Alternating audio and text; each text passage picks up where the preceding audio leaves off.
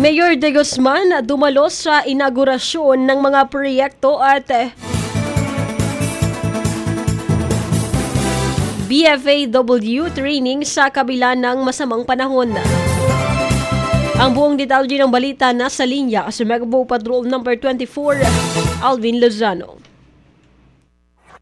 Bicol Network News Report!